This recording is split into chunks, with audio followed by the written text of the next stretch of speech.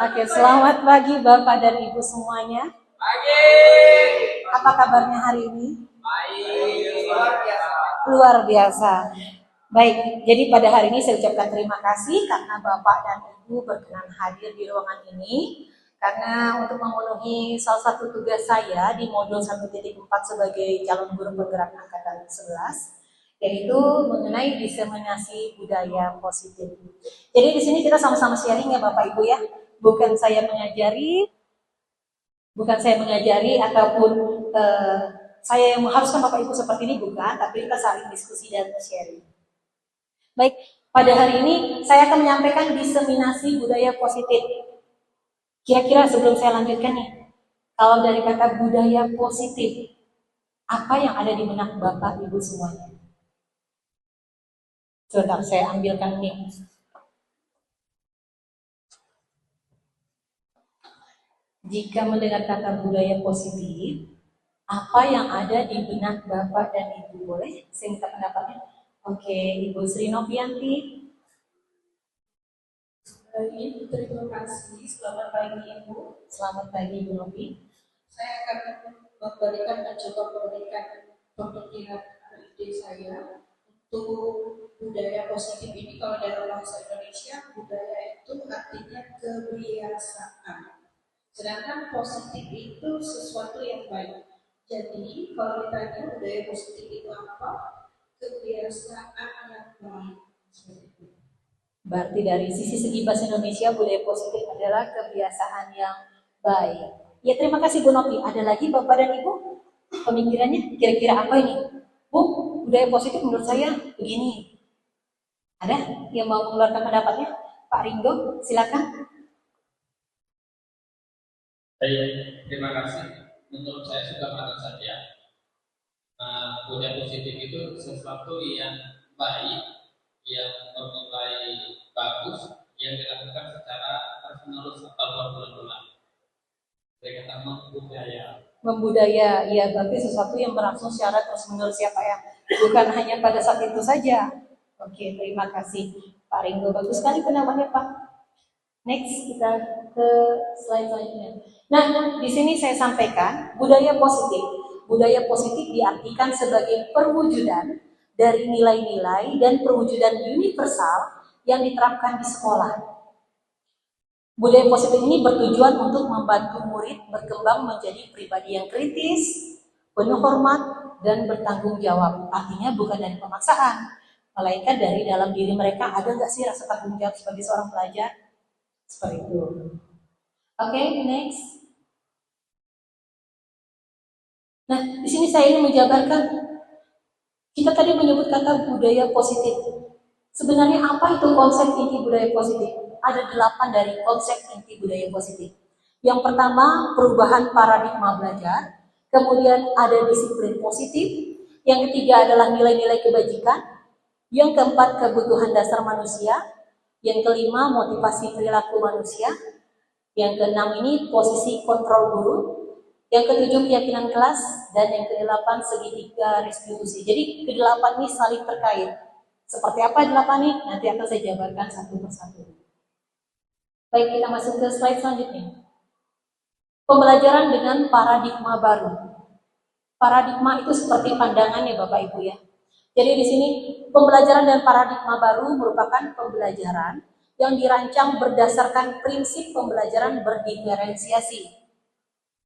Sehingga peserta didik belajar sesuai kebutuhannya berdasarkan tahap perkembangan sesuai teori psikologi modern untuk mewujudkan profil pelajar Pancasila. Di sini ada kata berdiferensiasi. Sebenarnya saya ingin meluruskan mengenai belajar diferensiasi itu apa. Selama ini dibilang kalau pembelajaran diferensiasi adalah gaya belajar siswa. Gaya belajar siswa, contoh visual, audio visual, kemudian kinestetik. Sebenarnya untuk yang terbaru Pak ya, sebenarnya itu bukan gaya belajar. Bukan untuk dijadikan diferensiasi. Maksud saya gaya belajar yang bukan untuk jadi patokan diferensiasi. Jadi seperti apa? Nah, diferensiasi bukan berarti karena anak-anak sukanya video, terus kita tampilkan pembelajaran yang penuh video. Bukan Bapak Ibu. Atau kita memastikan yang pakai audio, dia harus menggunakan audio. Jadi bukan. Di sini dikatakan diferensiasi adalah bagaimana jika anak tersebut yang pertama, Bu, saya lebih senang menggunakan gambar.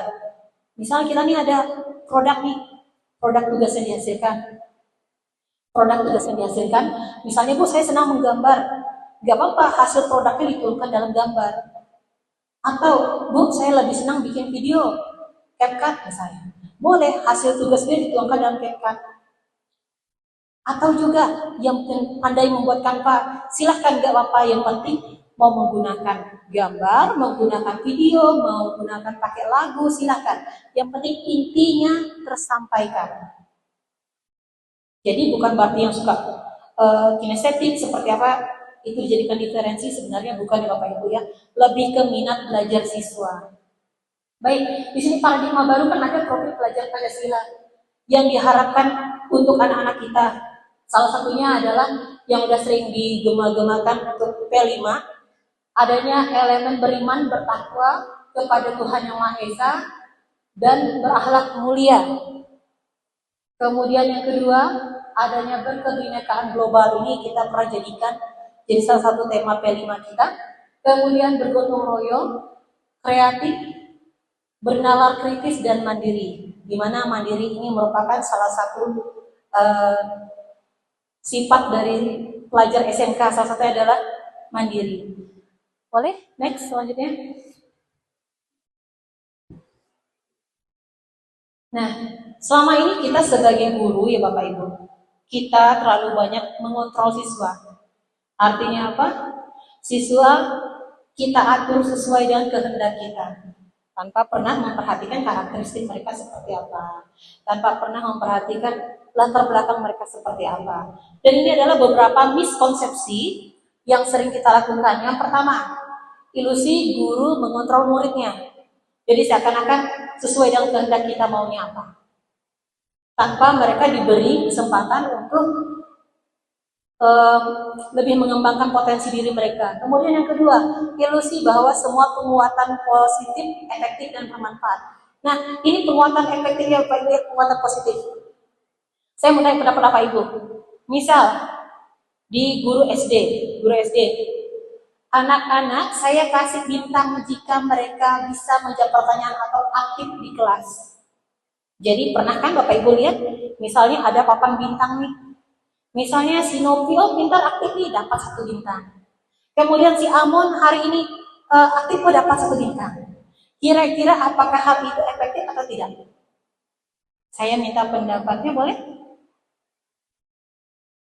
Tentang papan bintang, misalnya, Bu itu kan seperti penguatan atau apa? Nah, kira-kira untuk papan bintang itu apakah efektif sebagai penguatan? Boleh Bu Retina, saya minta pendapatnya. Baik, terima kasih Bu. Kalau menurut saya itu termasuk salah satu bentuk efektif untuk sharing anak, memberikan penghargaan kepada anak walaupun termasuk anak bintang aja mungkin bagi anak SD itu luar biasa bagi mereka, kebahagiaan itu mereka setelah mereka memiliki kemampuan untuk mungkin menjawab pertanyaan dengan baik atau misalnya ada nilai yang baik, mereka mendapatkan bintang. Untuk scoring aja tidak perlu pakai nilai dengan angka, mungkin dengan bintang pun itu sudah membuat kebahagiaan untuk anak-anak itu. Oke, baik. Jadi ada motivasi nih untuk anak-anaknya seperti itu ya. Ada lagi tanggapannya Bapak Ibu tentang skor bintang? Apakah ini bagus untuk berkelanjutan? Apakah ini akan bertahan lama untuk motivasi mereka? Nah, jadi sejujurnya Bapak Ibu, memang salah satu untuk penguatan itu adalah menggunakan papan bintang. Tapi itu tidaklah berlangsung lama. Karena apa? Karena anak hanya terobsesi sama bintangnya. Jadi ketika si guru yang bersangkutan, anggaplah guru kelasnya tidak masuk, digantikan sama guru yang lain, dan guru yang lain tidak menggunakan istilah bintang. Jadi si anak yang udah terbiasa dengan kata bintang tadi, dia perlahan-lahan akan memudar motivasinya. Jadi bagaimana caranya? Alangkah baiknya kita membuat penguatan dalam dirinya secara intrinsik. Oke, selanjutnya ini ada ilusi bahwa kritik dan membuat rasa bersalah mampu menguatkan karakter. Kritik dapat dan rasa bersalah mampu menguatkan karakter. Biasanya kita selalu menghadapi anak-anak yang nakal. Rasa bersalah itu seperti apa? Contohnya gini. Kok kamu sekarang bikin masalah terus? Kamu tidak kasihan ya sama bapak? Seperti itu kan, sebagai wali kelas misalnya. Nah, si anak kalau sudah mendengar kata-kata itu pasti ada rasa kasihan, rasa bersalah. Itu namanya pembuat rasa bersalah. Dan itu tidaklah efektif. Karena semuanya itu dari luar, bukan dari dalam diri mereka. Kemudian ilusi bahwa orang dewasa berhak memaksa. Kita tidak dapat memaksa anak Bapak Ibu. Mereka punya jati dirinya, mereka punya karakteristiknya, sehingga mereka sebenarnya terkungkung nih sama kita nih. Mau bergerak jadi apa mereka nggak bisa. Semuanya serba kita batasi. Dan ini semua adalah miskonsepsi. Oke, next. Nah, ini dia miskonsepsinya. Yang pertama, guru mengontrol murid. Kita tidak bisa mengontrol murid jika ia tidak mau. Harus ada dorongan dari dalam diri murid. Kalau kita terlalu menghukum mereka, maka jadinya apa? Jadilah mereka anak-anak pemberontak. Oke, dikasih keras, dikasih hukumannya keras, mereka awalnya nurut karena takut. Tapi lama-kelamaan, rasa emosional mereka akan memuncak, dan juga mereka akan jadi pembangkang, bahkan lebih parah dari biasanya. Selanjutnya, penguatan positif, efektif, dan bermanfaat. Ya, bujukan dan nasihat yang terlalu dalam memang bermanfaat, tapi membuat murid akan ketergantungan. Seperti yang saya bilang tadi, seperti papan skor bintang tadi. Ketergantungan apa? Ketergantungan kalau ada bintang, dia semangat. Kalau tidak dikasih bintang, dia tidak akan semangat. Jadi bukan dari intrinsiknya. Selanjutnya, kritikan dapat membuat orang merasa bersalah dan menguatkan karakter. Ini bukan hanya siswa ya Bapak Ibu, tapi kita juga. Kita juga kalau dikritik di depan umum, itu rasa apa yang biasanya muncul? Rasa malu, benar Pak. Sama seperti siswa. Jika kita menghakiminya di depan kelas, di dalam kelas di depan teman-temannya, itu mungkin dia akan menunduk Pak, menunduk dan menahan rasa malunya. Jadi untuk dia bersuara lagi dia tidak akan berani. Karena ngapain juga saya bersuara, saya sudah dipermalukan di depan umum. Jadi ada traumatik yang mereka alami. Kemudian orang dewasa memiliki hak untuk memaksa. Lagi saya bilang hal ini adalah hal yang negatif karena kita tidak dapat memaksa dan menuntut mereka. Karena tugas kita sebagai pendidik adalah menuntun, bukan menuntut seorang anak. Oke, next. Nah, ini yang harus kita rubah ya Bapak Ibu ya, merubah paradigma stimulus ke pendekatannya nih. Contoh, stimulus respon tentang dunia. Realitas atau kebutuhan kita sama. Ternyata kebutuhan kita masing-masing itu berbeda, sama dengan anak. Kita tidak bisa memaksakan mereka, kamu harus menuruti aturan saya ya. Karena kita semua sini sama nih, kawan-kawanmu juga sama. Kalian sama-sama pelajar. Iya, sama-sama pelajar, tapi ada realitas, ada kebutuhannya yang berbeda. Latar belakang mereka juga berbeda. Kemudian semua orang melihat hal yang sama. Tidak. Setiap orang memiliki gambaran berbeda. Misal ada salah seorang wanita cantik nih. Wanita cantik. Menurut Pak Niko, mungkin orang tersebut biasa saja. Tapi menurut Pak Ringo, wah cantik sekali cewek itu. Tapi kalau menurut Pak Yosef misalnya, cantik sih, tapi dari 3 orang saja persepsi sudah berbeda. Maka kita tidak bisa menyamakan pandangan orang dengan pandangan kita. Selanjutnya, kita mencoba mengubah orang agar berpandangan sama dengan kita. Itu yang saya bilang tadi. Sebenarnya kita berusaha memahami pandangan orang lain tentang dunia. Gak bisa kita lain pandangan terus kita gak suka sama orang tersebut. Tapi cukup hargai karena belum tentu pandangan kita juga disukai sama orang. Ya Bapak Ibu ya. Selanjutnya, perilaku buruk dilihat sebagai suatu kesalahan. Nah ini nih, apa yang dilakukan siswa nakal sedikit udah mulai kita keluar tanduknya. Karena apa yang mereka lakukan dianggap sebagai suatu kesalahan. Sebenarnya apapun perilaku mereka memiliki tujuan. Tujuannya apa? Baik itu tujuan negatif atau positif. Misal seorang anak tidur-tiduran di kelas. Jadi kita harus, kebanyakan kita nih, kamu nih bikin masalah terus tidur saja terus di kelas. Seharusnya kita telusuri dulu kenapa. Bisa jadi dia ikut orang, dia kerja sama orang sampai subuh misalnya. Jadi tidak bisa kita menganggap satu hal negatif langsung divonis jadi satu kesalahan fatal. Seperti itu.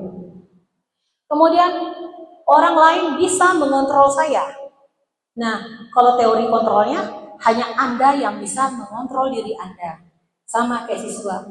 Mau kita kontrol mereka sekuat apapun, sebenarnya hanya mereka yang bisa ngatur diri mereka sendiri. Benar kan? Karena kalau dengan mereka mengontrol diri mereka, artinya apa? Artinya mereka sudah punya rasa tanggung jawab.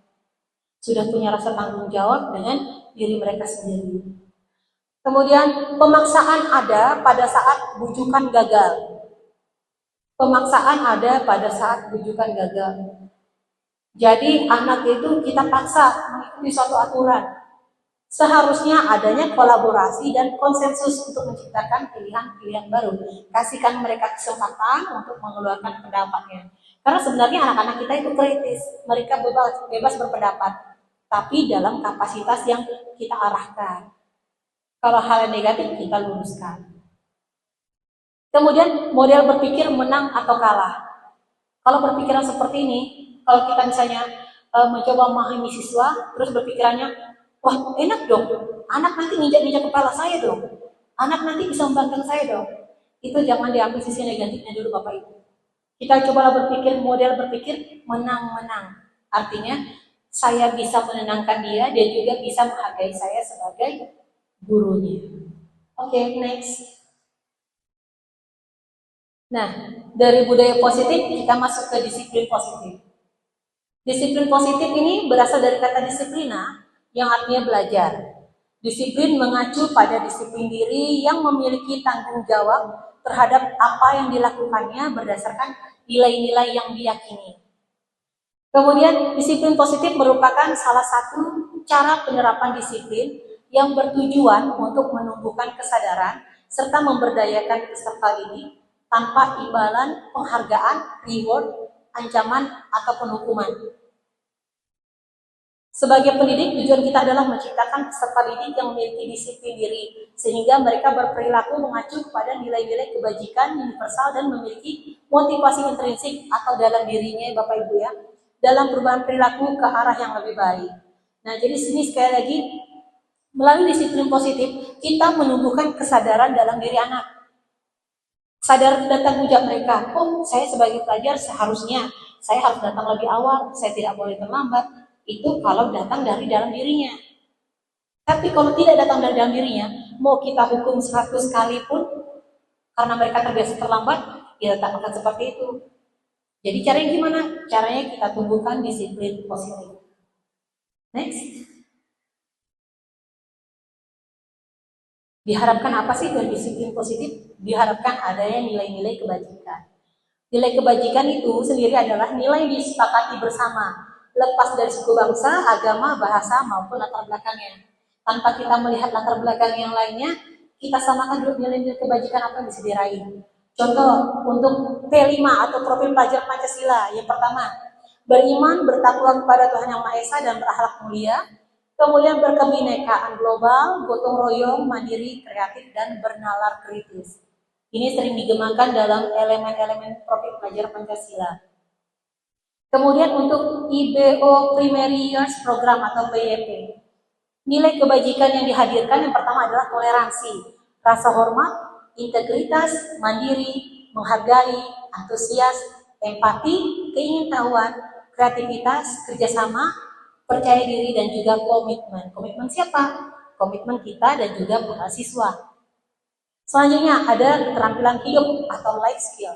Dapat dipercaya, lurus hati, pendengar yang aktif, tidak merendahkan orang lain, dan memberikan yang terbaik dari diri.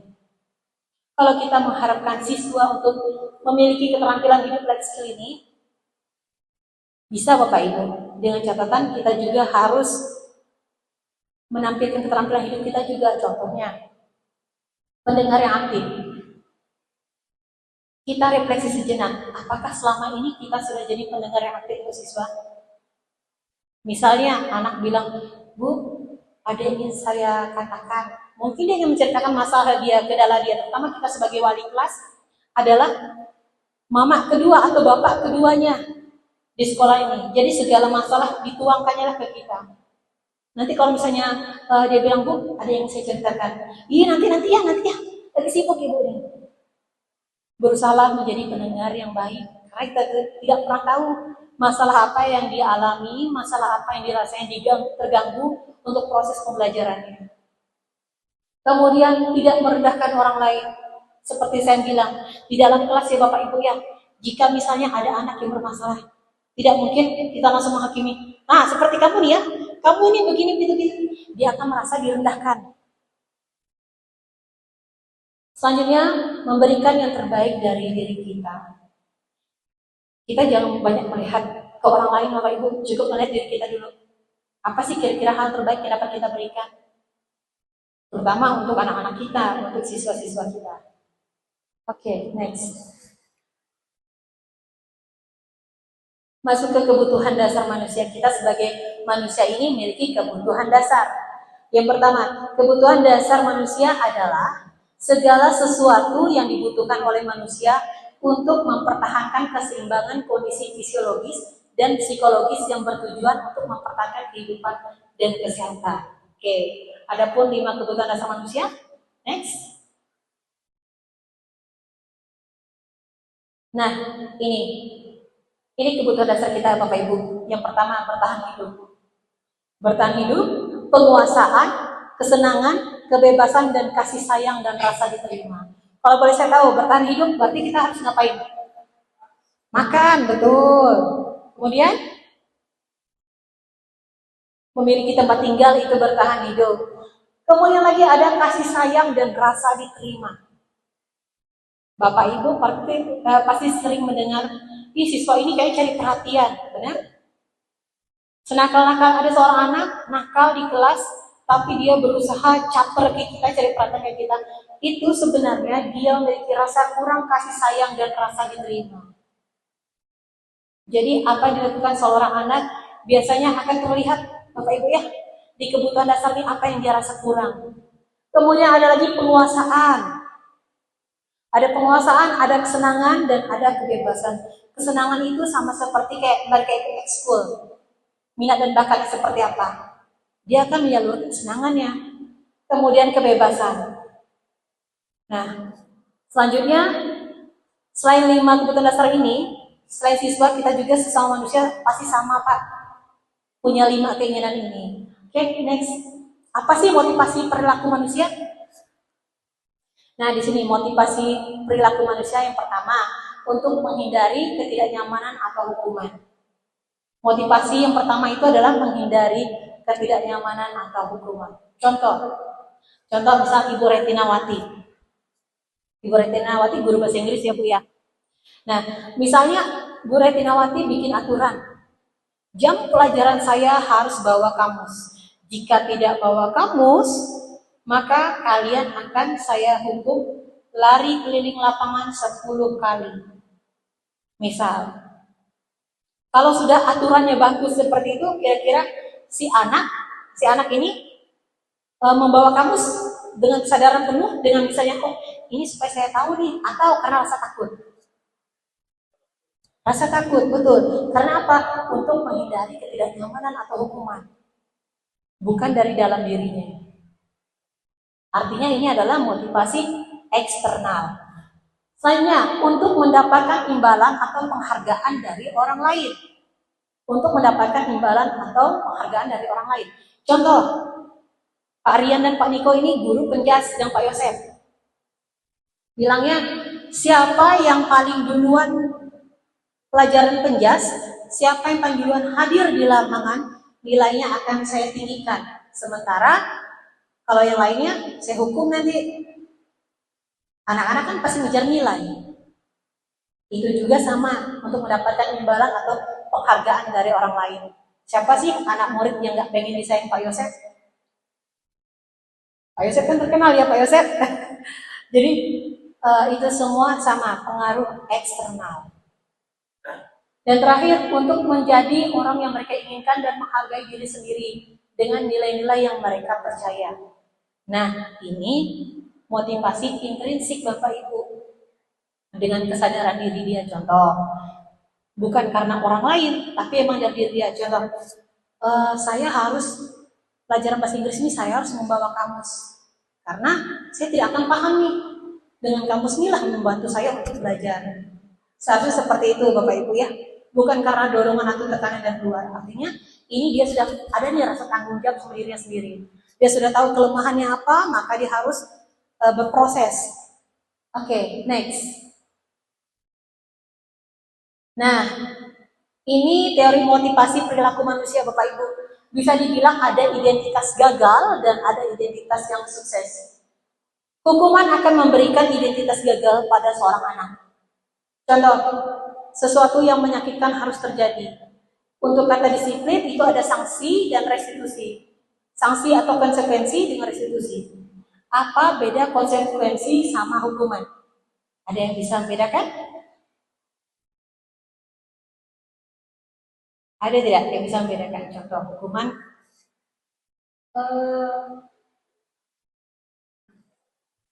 Hukuman itu anak datang jam 7:10. Salah kan? Salah Bapak Ibu. Jadi langsung dihadang sama satpam. Kamu terlambat. Kamu push up 100 kali. Itu hukuman apa konsekuensi? Hukuman. Kalau ini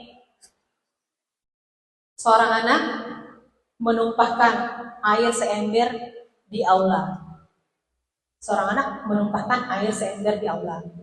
Kemudian gurunya berkata, kamu sudah melakukan itu, kamu keringkan cepat, atau saya tidak mau tahu caranya karena kamu sudah menumpahkan air. Itu hukuman apa konsekuensi? Konsekuensi karena? Iya, karena dia menumpahkan air. Betul. Tapi kalau restitusi merupakan pilihan. Restitusi merupakan pilihan. Bedanya apa sama konsekuensi? Konsekuensi masih kita yang mengatur. Masih kita yang memberikan pilihan. Intinya, konsekuensi itu ada pilihan. Sementara kalau restitusi sendiri memang merupakan pilihan, tapi kita yang mengembalikan ke anak. Contoh, apa yang telah kamu lakukan tadi? Saya sudah menumpahkan air, Bu. Kira-kira apa yang harus kamu lakukan untuk membuat aula ini menjadi kembali seperti semula dan tidak tergenang air? Artinya anak yang berpikir, oh ya Bu, kalau gitu saya yang akan mengelapnya, saya akan membersihkannya Bu. Apakah itu guru yang nyuruh? Tidak. Itu datang dari anak. Beda ya Bapak Ibu ya antara konsekuensi sama restitusi. Kemudian dengan hukuman, korban mendapatkan keadilan, itu versi kita. Kemudian kalau sedangkan sanksi atau konsekuensi, korban bisa diabaikan.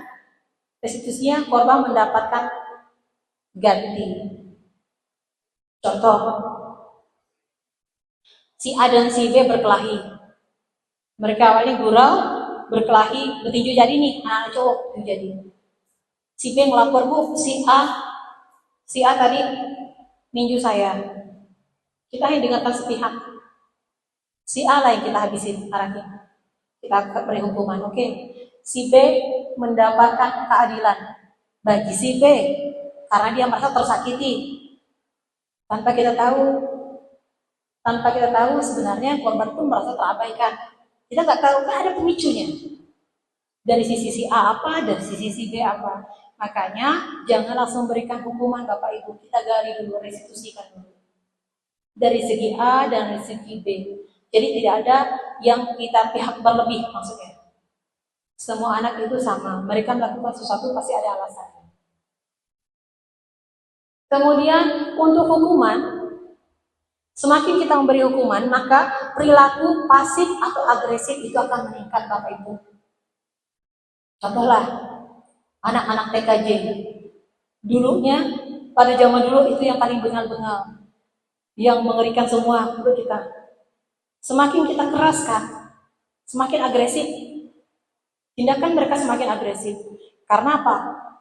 Kita loh, Kalau udah melakukan sesuatu selalu saja salah. Ya udah nggak apa-apa, biar terkenal cap kita sebagai anak yang paling berani, jurusan paling berani misalnya. Mereka tidak pernah didengarkan, langsung saja dikasih hukuman. Jadi, sedangkan kalau restitusi gimana? Kalau dengan restitusi, kita dampingi anak, masalah akan terpecahkan, percaya atau tidak, karena semua ada langkahnya Bapak Ibu. Kemudian, apa sih bedanya hukuman sama sanksi, restitusi? Kalau hukuman itu, peraturannya ada ini, kamu harus, itu hukuman ya Bapak Ibu ya. Bedanya nih, kalau hukuman itu, peraturannya sudah begini-gini, kamu harus, nah, udah, kamu harus pakai unjuk, itu sudah hukuman.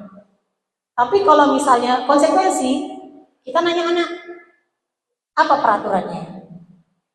Mampukah kamu melakukannya? Kayak gitu.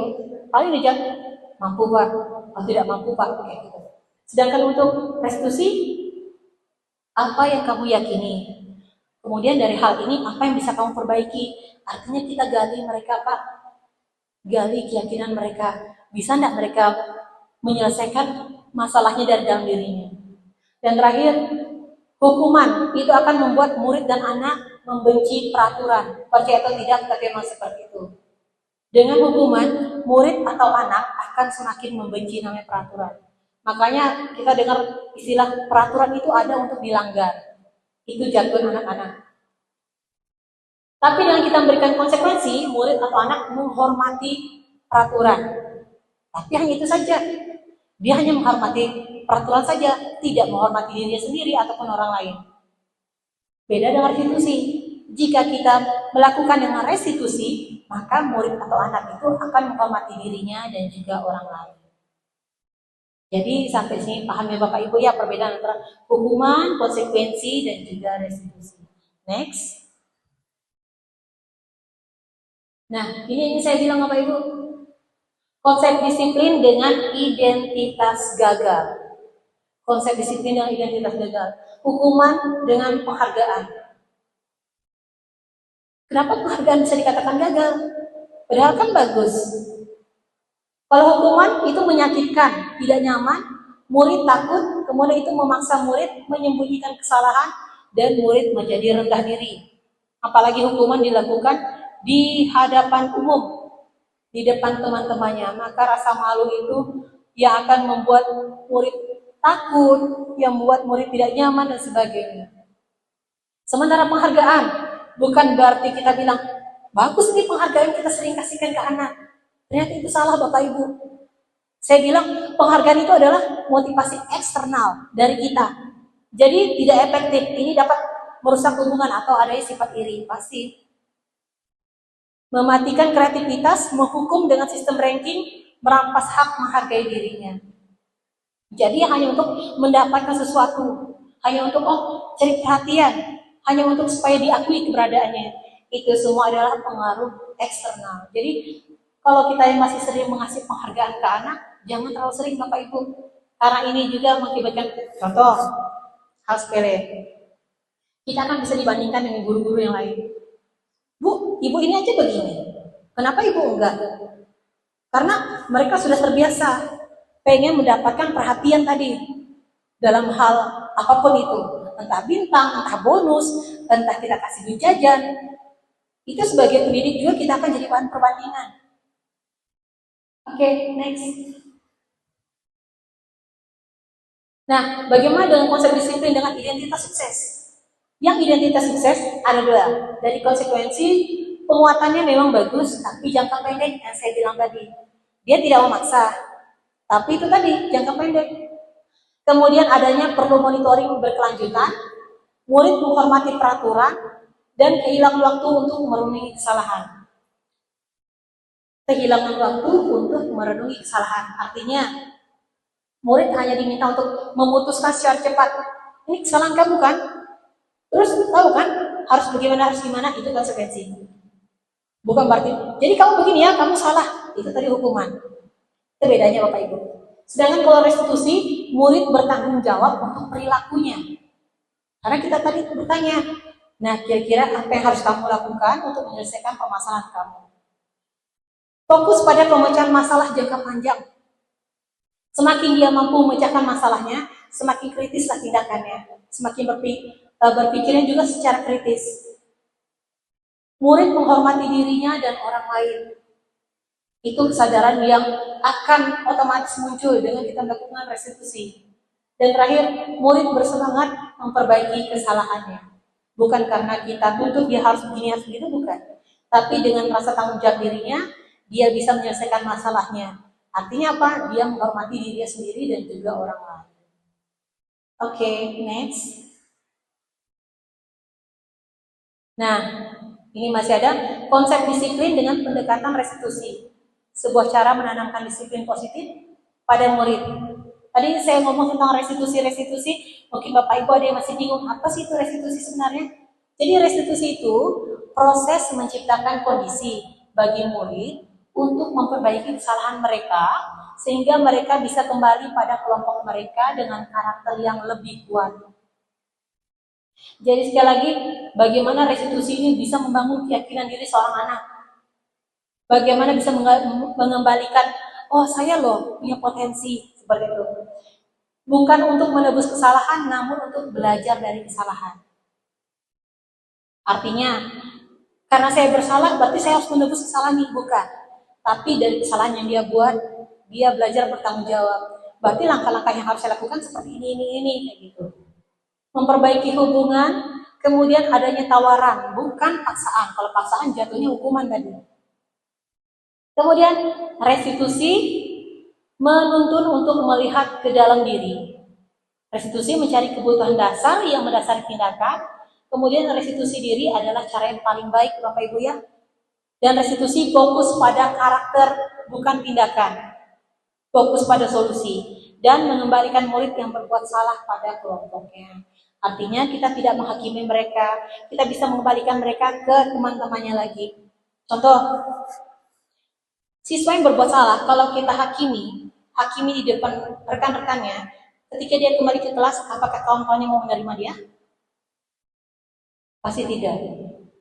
Pasti anak tersebut dijauhi, Bapak Ibu. Jika anak tersebut berkasus, langsung kita adili di depan teman-temannya, maka teman-temannya otomatis menjauh, Pak Ibu. Jadi dia untuk kembali ke kelompoknya itu susah.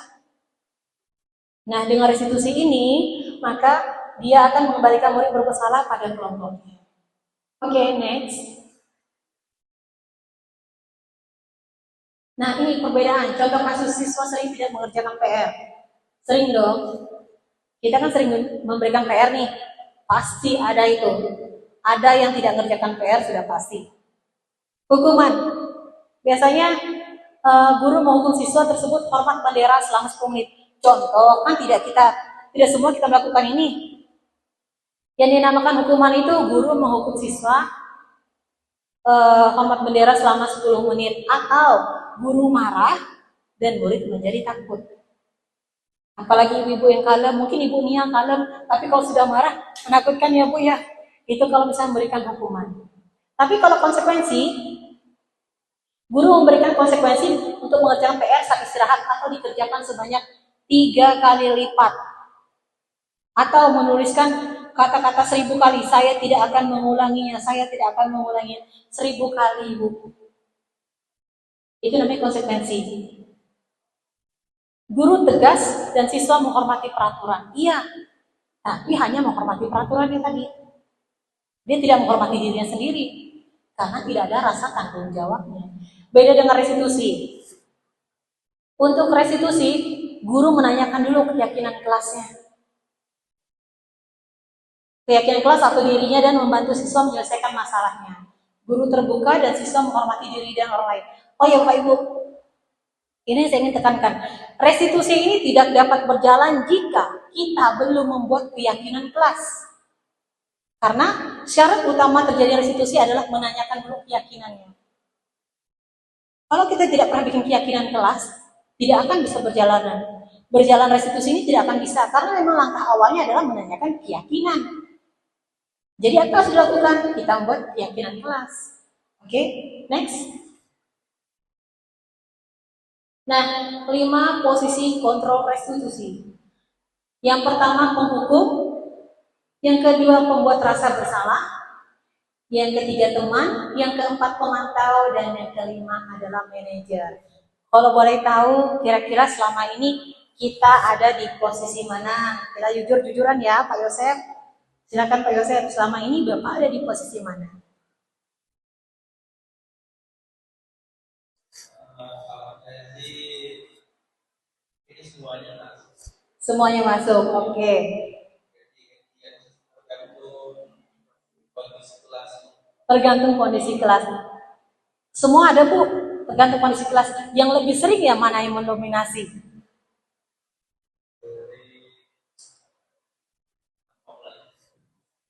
Dan apa ya Pak ya? Yang ini yang pertama itu penghukum Pak. Kayaknya menghukum sih, karena saya mengabaikan sesuatu itu. Oke, disiplin ya Pak ya untuk pelajaran olahraga. Yang di tengah itu pembuat rasa bersalah Pak. Kadang itu kalau saya bertegur, saya kadang kasih tahu mereka, apa sih kalian buat masalah? Misalnya, kalian tak kasihan ya sama orang tua kalian, misalnya kalian buat masalah, orang tua kalian panggil, kalian tak kasihan mereka udah capek-capek kayak uang untuk kalian ke sekolah. Jadi saya buat sesuatu itu berpikir mereka buat kesalahan dan merugikan orang tuanya. Oke, yang ketiga sebagai teman, bagaimana posisi Pak Yosef jika sebagai teman? Sebagai teman, kadang juga saya sebagai wali kelas. Ada siswa yang kadang curhat masalah di keluarganya. Iya. Mungkin di keluarganya dia tidak full gitu ya. Jadi dia seperti itu cerita kalau ada masalah dia lupa. Terus misalnya kalau saya masih sekolah ini, kira-kira yang lebih baik untuk saya itu gimana? Jadi saya kadang-kadang juga. Berarti diajak sharing ya Pak ya? Iya. Oke. Pemantau. Ya, pemantau juga kalau siswa yang sebelum bermasalah saya tetap pantau. Misalnya akhir kemarin mereka membuat keyakinan kelas itu sepatu tidak boleh masuk di dalam kelas. Itu beberapa minggu memang saya pantau. Terakhir itu ada beberapa yang masih pakai. Saya terus pantau sampai akhirnya sekarang mereka sudah tidak memakai sepatu di dalam kelas. Lebih kebersihan di kelas. Kelas berapa itu Pak? Di kelas 11 Oke, 11 pemasaran. Manajer. Manajer itu saya kayak mengayomi satu kelas. Oke. Jadi fungsinya wali kelas itu wali kelas saya kontrol anak-anak saya yang hadir dan tidak hadir, terus yang misalnya hilang, mencari ada masalah kita selesaikan bersama. Kurang lebih kayaknya semuanya saya lakukan. Baik, tepuk tangan dulu dong untuk Pak Yosef. Jadi benar Bapak Ibu ya, kelima-lima ini adalah memang sudah nyatu dalam diri kita sebagai seorang guru. Memang tidak bisa dipisahkan, tapi kalau dulunya lebih sering ke penghukum, misal lebih sering ke penghukum, kita naikkan lagi levelnya Bapak Ibu. Kalau sekarang sudah sebagai teman nih, iya memang sudah sebagai teman. Tapi kalau kan bagus Bu, kalau misalnya kita sudah terbiasa jadi teman sama anak. Bisa, tapi anak akan lebih banyak bergantung sama kita. Kalau sebagai teman. Kemudian pemantau juga, pemantau itu udah tingkatan yang sudah sangat bagus ya Pak Ibu ya. Tapi dengan pemantau masih dalam kita bimbing, artinya apa? Kekurangannya apa nih pemantau? Kekurangannya adalah kita belum bisa mengajak mereka, jadi apa yang harus kamu lakukan? Seperti itu. Itu pemantau ya Pak Ibu ya. Nah, di manajer ini adalah bagaimana kita bisa mengajak mereka menggali potensi dirinya, menyadari kesalahannya, meyakini apa yang mereka yakini dengan nilai-nilai kebajikannya, dan menjadikan mereka mampu mengambil keputusan. Itu seorang manajer. Next.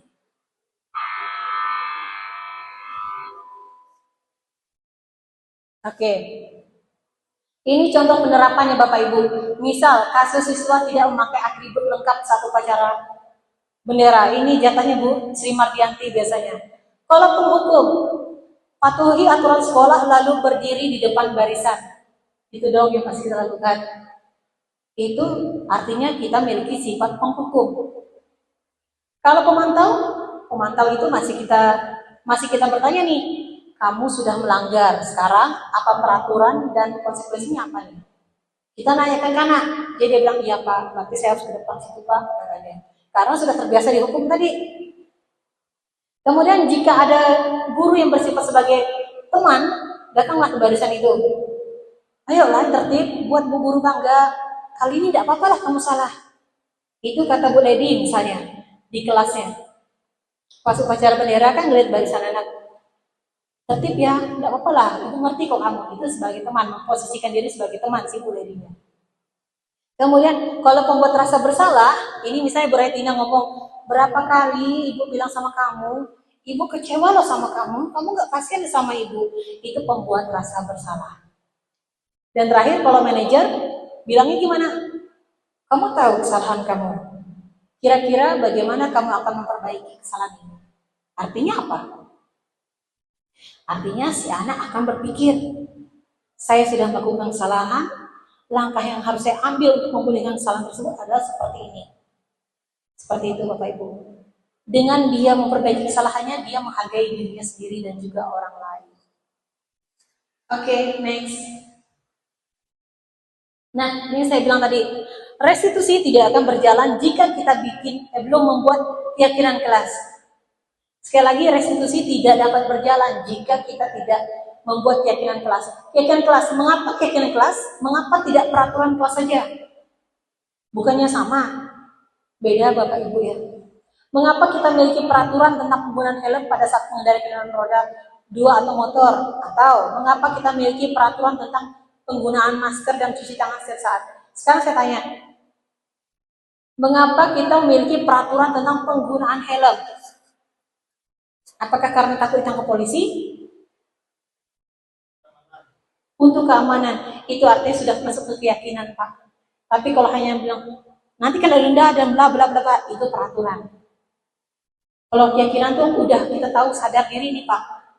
Karena apa? Karena nyawa kita cuma satu, bukan 9 kayak kucing. Karena kepala kita ini, badan kita ini tidak ada dijual di pasaran. Hanya inilah sesuatu yang sering kita bawa kemana-mana. Jadi semuanya untuk keselamatan diri kita sendiri. Itu adalah keyakinan. Oke, next. Nah, Bapak Ibu, di sini saya sudah membuat keyakinan kelas. Jadi saya akan mengajak Bapak Ibu nantinya akan membuat keyakinan kelas juga ya Bapak Ibu. Ini contohnya. Yang pertama, kita berdiskusi dulu tentang peraturan. Peraturan apa dengan keyakinan? Keyakinan itu sesuatu yang diyakini bersama. Kalau peraturan misalnya, oke, tuliskan kira-kira kalian maunya gimana di dalam kelas? Kenyamanan kalian gimana? Mungkin ada yang bilang, Bu, jangan main HP. Nanti mereka menuliskan apa yang mereka tidak sukai. Contoh, Bu, dia suka ngolok-ngolok sama orang tua saya. Tidak apa-apa Bapak Ibu, biarkan mereka nuliskan apa yang ingin mereka tuangkan pikirannya. Kemudian dari banyak peraturan tersebut kita kelompokkan dan merubah kata-kata negatif menjadi positif. Contoh, jangan datang terlambat. Kalau kalimat positifnya apa? Datang tepat waktu, betul. Kalau misalnya jangan mengolok-olok nama orang tua, artinya apa? Betul, saling menghormati.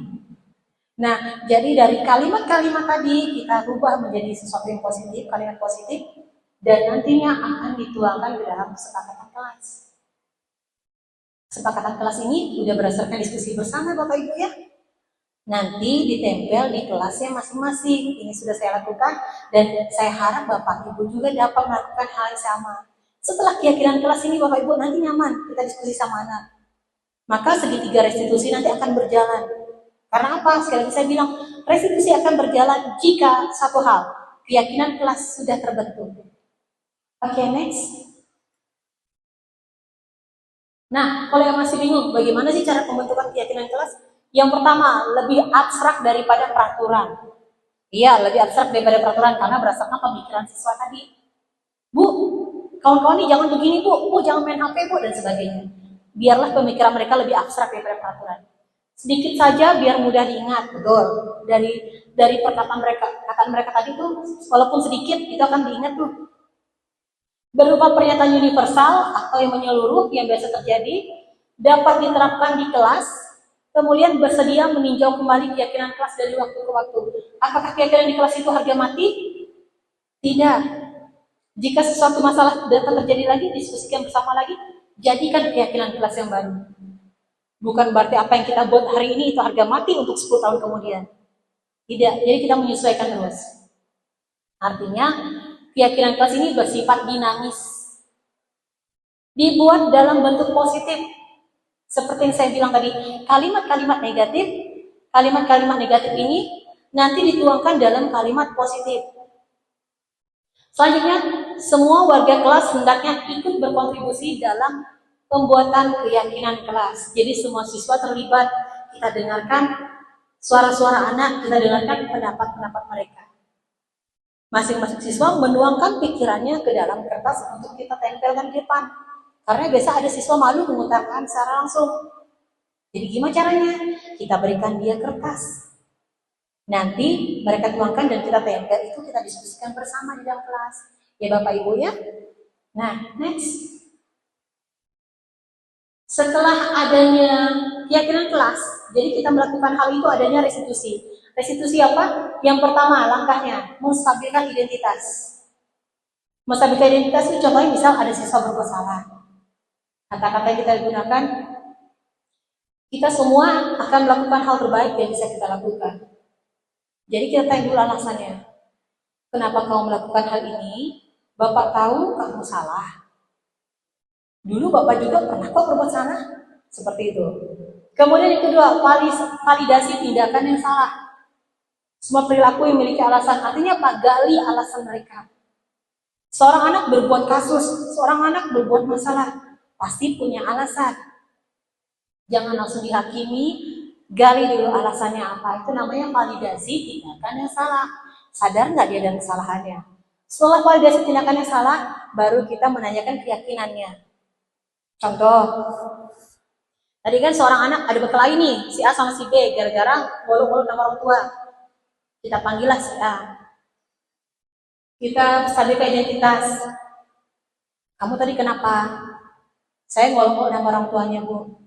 Oke. Wajar anak-anak sekarang ya, nakal-nakal. Bapak juga dulu sama, kata saya. Bapak juga dulu nakal kok. Tapi sekarang Pak tanya lagi, apa yang udah kamu buat ke si B? Saya ngomong nama bapaknya, Bu. Kira-kira perbuatan itu salah atau benar? Salah, Bu. Nah, dia kan menyadari kesalahannya. Baru ditanyakan ke tahap akhir Bapak Ibu, ini menanyakan keyakinan. Sekarang Bapak tanya, masih ingat dengan keyakinan kelas yang kita buat? Tadi Bapak Ibu, saling menghormati. Maka dia akan ingat Bapak Ibu. Saling menghormati ya, Pak ya. Iya benar, saling menghormati. Jadi apa yang harus kamu lakukan? Dia sadar Bapak Ibu, setelah kita melakukan tahapan segitiga restitusi ini, dia akan menyadari, oh saya salah. Berarti saya harus minta maaf ya Pak sama si B, kayak gitu Bapak Ibu. Jadi saya tidak akan mengulangi lagi perbuatan saya, karena artinya saya tidak menghormati teman-teman saya. Nah, itulah pentingnya dari segitiga restitusi. Kemudian next. Iya, mungkin sampai sini ada yang memberikan pendapat. Silakan kita saling sharing pendapat. Silakan, Bu Retina. Mengenai keyakinan kelas. Kira-kira apakah ada rencana untuk bikin keyakinan kelas, Ibu? Sebelumnya saya ucapkan terima kasih atas paparan Ibu mengenai restitusi, mengenai keyakinan kelas. Tadi Ibu sampaikan ke kami bahwa untuk menjalankan restitusi, langkah awalnya kita harus membuat keyakinan kelas. Dan saya sangat tertarik dengan hal ini. Paling yang pastinya, tadi Ibu mengatakan kita usahakan untuk tidak memberikan konsekuensi kepada anak, tapi langsung berikan restitusi sehingga anak dengan sendirinya punya tanggung jawab untuk mengakui kesalahan dan bisa berdampak positif juga untuk anak itu sendiri. Dan sekali lagi yang ingin saya tanyakan itu bagaimana jika restitusi ini tidak bisa berjalan dengan baik, Misal anak kita sudah buat keyakinan kelas nih. Di kelas kita sudah buat keyakinan kelas, contoh misalnya mau belajar bahasa Inggris misalnya gitu ya. Tadi aku katakan anak diwajibkan untuk membawa kamus. Kemudian kita ada buat keyakinan kelas, anak-anak membawa kamus selama pembelajaran bahasa Inggris. Nah ternyata ada anak yang tidak konsisten untuk membawa kamus di jam pembelajaran bahasa Inggris. Saya ingin bertanya dengan Ibu, bagaimana kira-kira caranya untuk memberi Restitusinya ya. restitusinya seperti apa supaya hal ini bisa berjalan dengan baik di kelas. Oke, terima kasih Ibu Retina. Jadi menarik sekali. Ini tadi dibilang anak-anak yang tidak membawa kamus. Boleh Bu, kita gali dengan restitusi Bu. Misal, kita tanyakan, kenapa kamu tidak membawa kamus? Bukan langsung, kamu ya lari 10 kali keliling lapangan karena nggak bawa kamus. Jangan dulu. Kita nggak pernah tahu seperti apa backgroundnya. Misalnya, Bu maaf saya tidak bisa bawa kamus karena saya tidak punya uang untuk membeli kamus. Bahkan untuk makan pun saya kerja sama orang Bu. Nah, terus tanyakan lagi, terus gimana nih? Kamu kira-kira kalau tanpa kamus kamu bisa belajar? Pastinya anak tersebut tahu kan kelemahan dia. Nggak bisa Bu. Jadi jangan juga kita paksa atau tuntut untuk memberi kamus Bu. Bisa kita cari jalan tengahnya. Bisa jadi si anak bilang ini, Bu bolehkah kalau saya pinjam sama kelas sebelah? Kan mereka belum belajarnya Bu. Jadi kalau Ibu Retina yang bilang, oh iya boleh, artinya dia bisa menyelesaikan masalah ini. Walaupun saya tidak punya uang, tapi saya akan berkolaborasi dengan teman, mencoba meminjam kamus tersebut. Jadi kayak gitu ya Bu ya. Jadi ibu mengajar pun nyaman, si anak juga belajarnya nyaman karena memiliki kamus dan juga dia akan paham dengan bahasa Inggrisnya, bisa mudah mencari arti. Baik, ada lagi pendapat yang lain? Mungkin ibu yang dari tadi kira-kira gimana Bu untuk di kelas 12 apakah akan membuat keyakinan kelas? Boleh kita dengar suaranya? Apalagi ibu ini seorang pembina OSIS. Baik, terima kasih sekali Bu Yuli sekali pemaparan hari ini tentang terakhir juga tentang institusi. Yang pertama, tentu hal yang positif tadi kan juga budaya positif. Hal yang positif tentu juga akan sangat-sangat penting, sangat-sangat baik untuk kita terapkan. Jadi saya rasa secara pribadi dari materi yang disampaikan, yang dipaparkan, saya tertarik sekali dan diusahakan agar kelas juga bisa membuat itu dengan tujuan pertama disiplin siswa pribadi dan disiplin kelas keseluruhan itu akan terbentuk. Ya, kemudian dengan adanya budaya positif yang sudah terbentuk, maka dengan ini ya dari kita tahu bahwa dalam pembelajaran yang pertama itu pembelajaran akan berjalan dengan baik jika anak itu sudah memiliki disiplin diri dulu. Dengan adanya budaya positif saat mereka sudah memiliki disiplin diri, kemudian disiplin itu juga menular dengan teman yang lainnya sehingga di situ mereka membentuk suatu komunitas yang paham akan pentingnya disiplin positif, maka otomatis pembelajaran yang dilakukan dalam keseharian juga insya Allah itu juga akan berlangsung dengan baik. Iya benar. Terima kasih. Baik, sekali lagi Bapak Ibu ya, jangan ragu untuk membuat keyakinan kelas. Jadi nanti kita masih ada waktu nih. Jadi Bapak dan Ibu misalnya ada jamnya di kelasnya, coba deh saya diskusi dengan anak-anaknya. Nanti rembukan bersama, itu akan mengakibatkan apa? Meningkatnya bonding antara kita wali kelas dan juga anak-anak kita. Jadi mereka akan lebih dekat dengan kita, itu akan lebih nyaman Bapak Ibu ya. Diajak diskusi, misalnya ingin membutuhkan sticky note, nanti bisa mintakan di TU, tuangkan pendapat mereka seperti apa. Setelah kita dapatkan pemikiran mereka, kita kelompokkan. Oh ini sejenis nih. Oh jangan main HP, oh jangan tidur. Itu kan artinya tahu aturannya Bapak Ibu ya, jadi dikelompokkan nih, dan tidak makan sebagainya. Nah, nanti yang sejenis itu dikelompokkan, setelah dikelompokkan, ubah kata-kata negatif menjadi positif.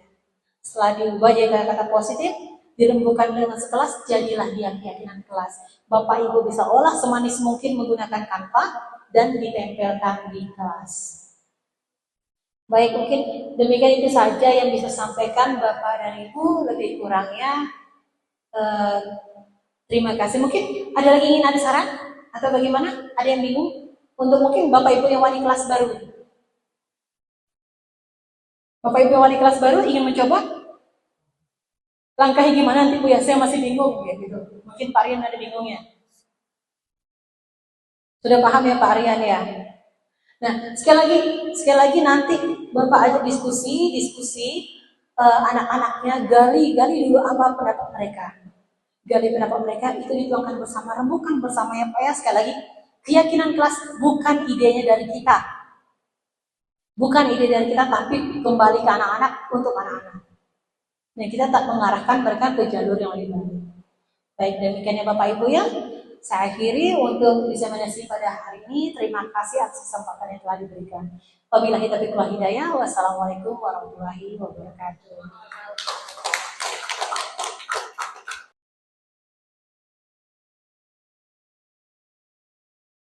Halo teman-teman, perkenalkan nama aku Rigorius Rafa Darmawan dari kelas 10 TKJ.